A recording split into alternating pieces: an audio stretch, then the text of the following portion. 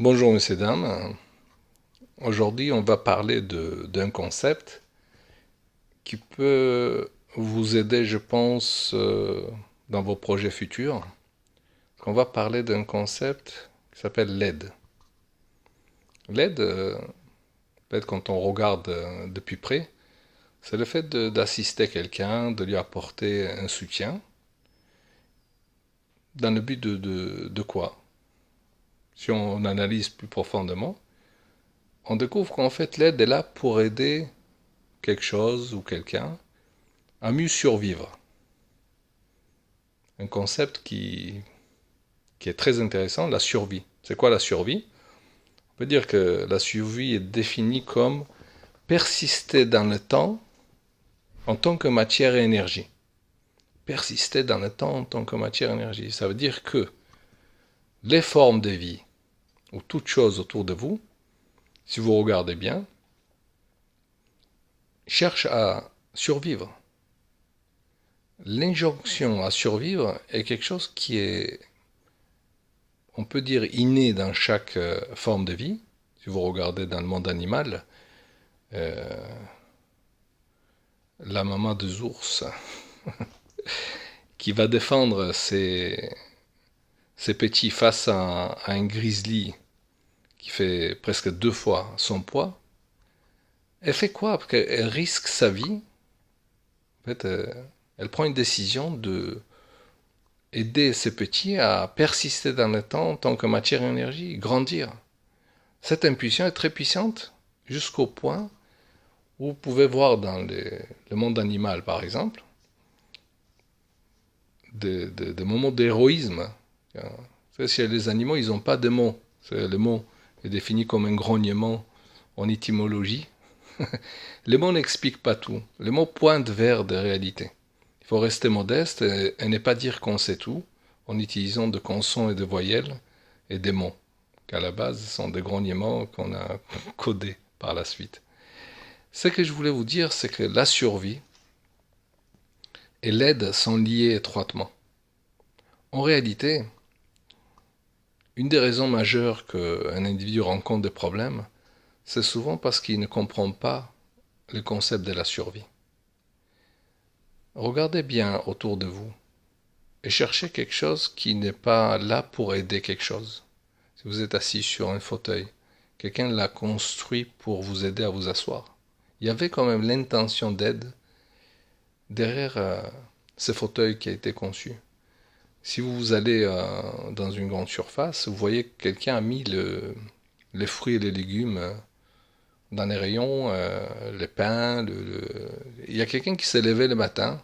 Peut-être qu'il ne le fait pas consciemment, mais il le fait quand même. Et il fait ça pour aider le public qui va rentrer dans ces magasins. Il va les aider à trouver les articles. Les panneaux que vous voyez sont là pour vous aider à trouver les articles.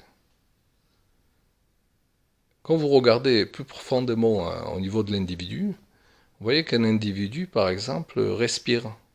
Mais qui pose la question pourquoi on reçoit cette aide? On réfléchit même pas, c'est automatique. Tout ce qui est automatique ne veut pas dire normal. C'est de l'aide qu'on reçoit, que ce soit sur le plan physique, que ce soit sur le plan futur, que ce soit sur le plan du travail. Il y a de l'aide partout, mais il y a tellement d'aide autour de nous, même la gravitation, cette planète qui voyage à 1650 km/h, les saisons, tout ça a un but d'aide. Après, quand on commence à regarder plus profondément, cette aide-là est là pour nous aider à survivre. Toutes les fonctions vitales du corps, si vous regardez bien, ils se font par un genre d'automatisme. On dit, oui, je respire, j'ai les reins qui fonctionnent, le cœur et tout ça. Mais il y a quelque chose, bien sûr que c'est un gros mystère, hein. Je n'ai pas la prétention d'expliquer ce qu'il y a derrière. Il y en a qui vont utiliser le mot Dieu, mais c'est un mot, c'est pas quelque chose qu'on peut expliquer. Il y a quelque chose qui nous aide à vivre. Les fonctions de notre corps sont gérées par une intelligence qu'on a du mal à décrire. Et le mental humain, peut-être, n'est pas suffisamment développé pour pouvoir expliquer ces phénomènes. Par contre, si on si on veut, on peut observer que ces choses-là existent.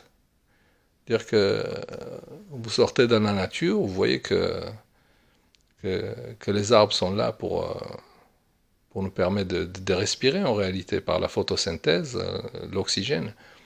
Et toutes ces choses-là sont là pour nous aider. Alors, qu'est-ce que ça a à voir avec votre succès? Parce que bien sûr, sur Help TV, on essaie de vous apporter des outils qui vont vous aider à réussir. Je vous parle des concepts, dire combien ça peut vous aider réellement. Et en réalité, si votre projet apporte plus d'aide, de création que de destruction, ce projet va être aidé aussi à son tour par les lois universelles. C'est intéressant, c'est-à-dire que si vous avez un projet qui apporte le plus grand bien au plus grand nombre de formes, il va aller dans la même dynamique qui existe déjà. Si vous faites un projet qui apporte plus de destruction, autour de vous, il va se passer quelque chose de très étrange, mais naturel. Dire que cette impulsion de survie et d'aide, au lieu de se mettre de votre côté pour vous aider, elle va se mettre contre vous. Alors qu'est-ce que ça a à voir avec le management, tout ça? Ça a l'air curieux. On dirait que ce que je dis a un écho en vous. Dites, mais ça a l'air vrai. C'est pas très facile à comprendre. Ça veut dire qu'il y a énormément d'aide autour de moi. Il y a tellement d'aide que je ne vois plus cette aide. Et vous ne vous levez pas les matins en disant est-ce que je vais être aidé aujourd'hui au niveau de fonction de mes reins? Vous savez, si les reins cessent de fonctionner, votre sang va être contaminé. Est-ce que vous devez dire merci? Moi, je pense que oui. Mais il y a tellement d'aide, c'est tellement à l'intérieur de chaque cellule, de chaque chose autour de vous, que l'abondance d'aide a rendu l'aide invisible. Invisible pour qui et pourquoi? Invisible pour la conscience. Et je vous rappelle que la conscience, c'est ce qui vous permet de reconnaître votre propre réalité et être capable de juger cette réalité. Mais une des réalités qu'on a du mal à comprendre, c'est qu'on reçoit beaucoup d'aide. Oui, on reçoit beaucoup d'aide, mais on reçoit tellement d'aide qu'on ne le voit plus.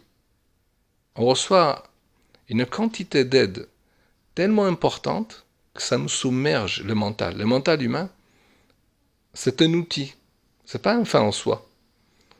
C'est un mental qui fonctionne avec l'injonction de survie.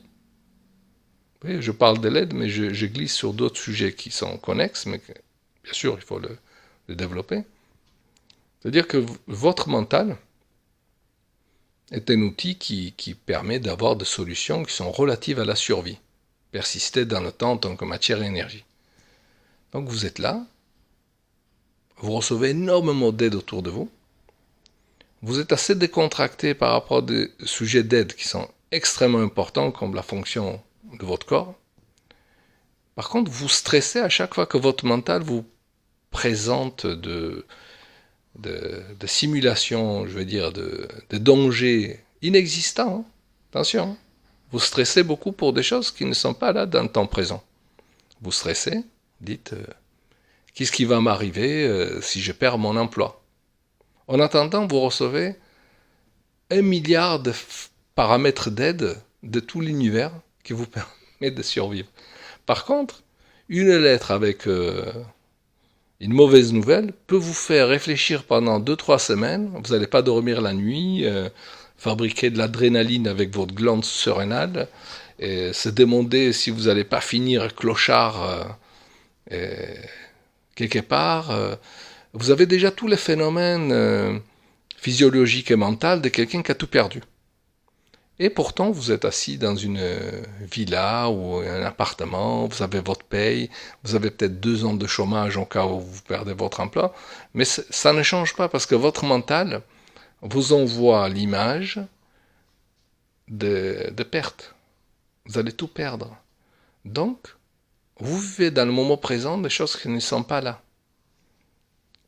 L'aide a à voir avec ça. Parce qu'en réalité, si vous comprenez la quantité d'aide que vous recevez, bien sûr qu'il y a la gratitude, et sans entrer dans qui ou quoi on doit remercier, chacun y remercie qui veut, mais en réalité, chaque chose qui vous arrive et qui vous inquiète doit être regardée quand même avec des perspectives plus larges. Ne pas rester dans des perspectives que le mental vous envoie, parce que le mental, il a ses limites. Et les limites du mental, c'est fonctionner uniquement dans le domaine de l'être humain, et plutôt de côté humain. Vous savez, c'est ces deux mots, il y a l'être et l'humain. Donc, si vous n'avez pas une connexion puissante avec le concept de l'aide, si vous n'êtes pas conscient de la quantité des choses que vous recevez et aussi que vous donnez, parce que si vous êtes vivant, c'est que vous aidez quelque chose. C'est-à-dire quelqu'un qui a cessé d'aider complètement, la nature va faire en sorte qu'il soit plus là. En réalité, si vous êtes vivant, je veux vous féliciter, c'est que quelque part, vous devez à votre tour peut-être aider votre famille, aider dans votre travail. Vous n'êtes peut-être pas 100% négatif comme vous pouvez le penser, ou que votre mental vous fait croire. Donc c'est une bonne nouvelle, vous n'êtes peut-être pas aussi mauvais que vous le pensez. Par contre, si vous prenez ces phénomènes et ces paramètres de l'aide, et que vous voulez comprendre qu'est-ce que ça a à voir avec le stress, c'est que ça vous permet de relativiser les choses. En réalité, le mental vous envoie l'image de je dois survivre, je dois faire des efforts énormes pour survivre. Mais ça, c'est le côté humain. Le côté de l'être ne fonctionne pas avec la survie. L'être, on peut dire, est plutôt du côté de l'infini. Ce n'est pas quelque chose que je peux expliquer avec des mots. Je vous ai expliqué, les mots, c'est des grognements. Hein. C'est des consonnes et des voyelles qui pointent vers une réalité. En réalité, si vous avez beaucoup de stress, c'est que vous êtes énormément identifié à l'image que votre mental envoie de vous. Mais ça peut ne pas être exactement le vrai vous. L'être humain, il y a l'être et l'humain.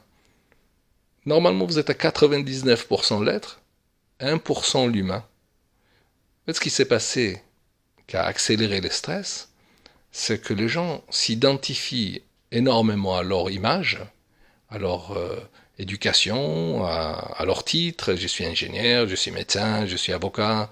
Et tout ce qui arrive à cette entité créée par le mental, hein, c'est pas la réalité. La preuve que ce n'est pas la réalité, c'est que vous stressez pour quelque chose qui n'existait pas. Si c'était la réalité, c'était dans le temps présent. Ce n'est rien d'autre qu'une création mentale liée à l'identification. Vous identifiez avec cette entité, et c'est des briques à brac. Hein. Quand on le regarde de plus près, c'est essayer de consacrer toute son énergie dans le but d'éviter à cette entité inventée par le mental de désagréments futurs. J'ai dit que c'est positif, bien sûr, le mental c'est un outil, mais quand l'outil s'est mis à contrôler à 99% l'être, il ne reste pas beaucoup pour l'être. Il faut équilibrer un petit peu, passer à 50%. C'est-à-dire qu'il y a des événements qui vont vous arriver, comme ils vont m'arriver à moi. C'est pas parce qu'on comprend ce phénomène qu'on est à l'abri. C'est un grand mystère. On parle de quelque chose qui est mystérieux. Il faut reconnaître que c'est très très très mystérieux. Mais en même temps, le fait de se rendre compte que on n'a pas besoin de s'identifier à 100% au mental et à 100% aux problèmes qui nous fait croire qu'ils vont nous faire disparaître en tant qu'être. C'est-à-dire que plus on comprend qu'on doit créer de la différenciation, plus on va rentrer dans la zone, on va dire, de l'être, qui apporte quelques avantages comme la décontraction. Qui ne veut pas être décontracté? On n'a pas besoin de boire de l'alcool ou prendre de la drogue. Et je suis formellement contre, évidemment, mais une des raisons majeures pour lesquelles les gens optent pour cette solution qui n'est pas bonne, c'est qu'ils essayent d'arrêter un bruit incessant dans leur mental. C'est un bruit qui est composé de craintes par rapport au futur, Qu'est-ce qui va m'arriver? Vous voyez, il y a des gens qui peuvent ne pas dormir aujourd'hui pour une crainte de perdre leur emploi dans 10 ans. Leur vie est déjà pourrie aujourd'hui. Qu'est-ce qu'il peut faire? On est en train bien sûr de parler de ça. L'individu peut commencer à se désidentifier de son mental. Ne pas dire que tout ce que le mental dit est vrai, c'est déjà un pas en avant. Mettre son attention sur l'être, ça veut dire regardez autour de vous. Regardez combien d'aides vous recevez. Mettez un petit peu de gratitude. Ne regardez pas ce que vous n'avez pas. Regardez ce que vous avez. Essayez d'aider les autres. Vous voyez, je ne parle pas d'une croyance. Je vous parle de quelque chose d'observable. Aider les autres. Aider n'importe quoi, n'importe qui. C'est-à-dire, vous voyez une personne qui a du mal à marcher, personne âgée, si vous sentez que c'est bon, vous l'aidez à prendre les courses, à l'amener chez lui. Vous savez, en même temps que vous l'aidez, vous vous aidez vous-même, parce que 99% de vous, c'est ça. C'est-à-dire que l'être, c'est l'aide. L'être, si vous voulez augmenter votre espace et vous sentir moins stressé par rapport à ce qui vous arrive, il faut juste que vous commencez à aider les autres. Ça a l'air complètement bizarre, mais je vous parle de ce qui vous éloigne de l'identification. L'aide que vous apportez aux autres, vous l'apportez à vous-même. Parce que aider les autres, c'est les solvants universels. Plus vous aidez les autres, moins vous êtes stressé. Moins vous aidez les autres, plus vous êtes identifié avec le mental qui fonctionne avec persister dans le temps en tant que matière énergie. Et les rats aussi fonctionnent avec les mêmes. C'est-à-dire que si vous vous identifiez de plus en plus au mental, vous identifiez de plus en plus à un mental qui gère aussi la vie des rats, comme la vie des chiens. J'ai rien contre les animaux, c'est tout à fait naturel. Et on regarde le règne animal, il y a une intelligence bien sûr, c'est un grand mystère pareil.